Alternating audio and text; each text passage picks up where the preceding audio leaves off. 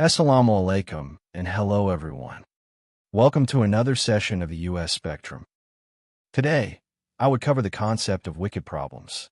Have you ever wondered why some problems just won't go away, no matter how hard we try? Or maybe you've come across the term wicked problems? If you're studying policy, chances are you have, and for good reason. It's not just a flashy term academics like to throw around. And no, wicked problems aren't evil in the fairy tale sense. They're just incredibly hard to define, let alone solve. Though let's be honest, they often feel pretty evil, but that's beside the point. It's a powerful concept used to describe problems that are messy, deeply complex, and resistant to simple solutions.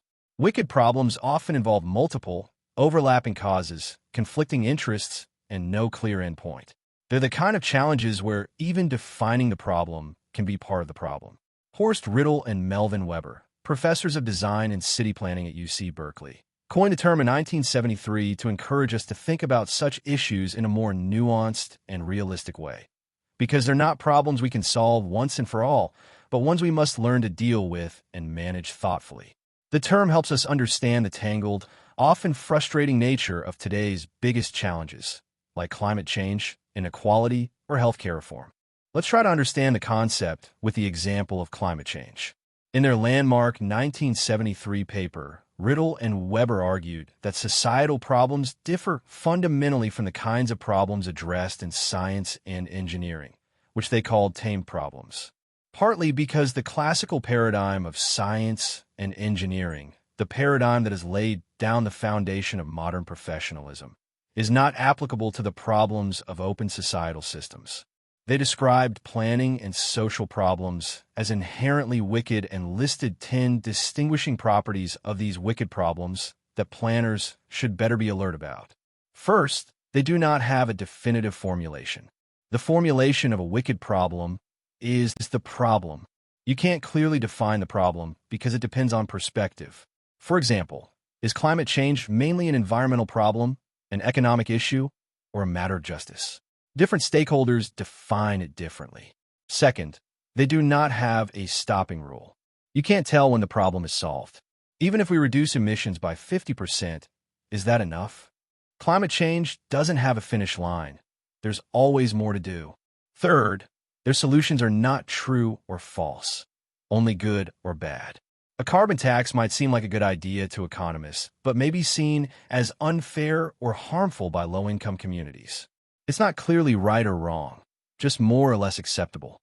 Fourth, there is no way to test the solution to a wicked problem. You can't run a controlled experiment to check if it works. Every solution generates waves of consequences, often unintended, over an extended, virtually an unbounded, period of time.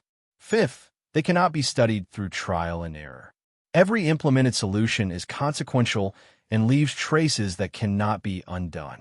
Building a dam to manage water for climate resilience may permanently affect ecosystems and communities downstream. You can't undo it and try something else.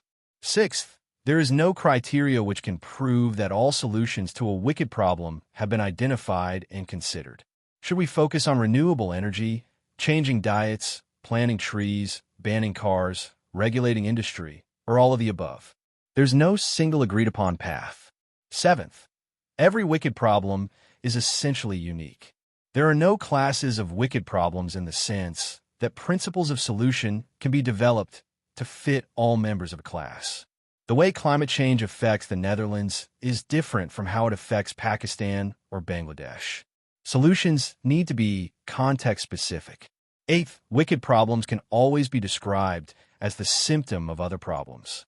The problem often reflects deeper, underlying issues. Climate change is partly a symptom of overconsumption, fossil fuel dependency, inequality, and colonial development patterns. Ninth, the way a wicked problem is described determines its possible solutions. If climate change is described as a technology problem, solutions like solar panels or carbon capture dominate. If it's a justice issue, solutions focus more on equity and power. Lastly, planners have no right to be wrong. Planners are liable for the consequences of the actions they generate. A government's choice to relocate a community due to sea level rise can have deep social, cultural, and economic consequences. If it goes badly, people suffer and planners can't shrug it off. Karl Popper, in The Logic of Scientific Discovery, set the principle that there are no proofs to hypotheses. You can only refute them. And the scientific community does not blame its members for proposing hypotheses that are later refuted, so long as the author abides by the rules of the game, of course. This immunity is not available to planners for social problems that are essentially wicked. Before we start our public policy course, we need to keep in mind what type of problems we are dealing with. The wicked ones. I hope this was helpful. See you in the next video.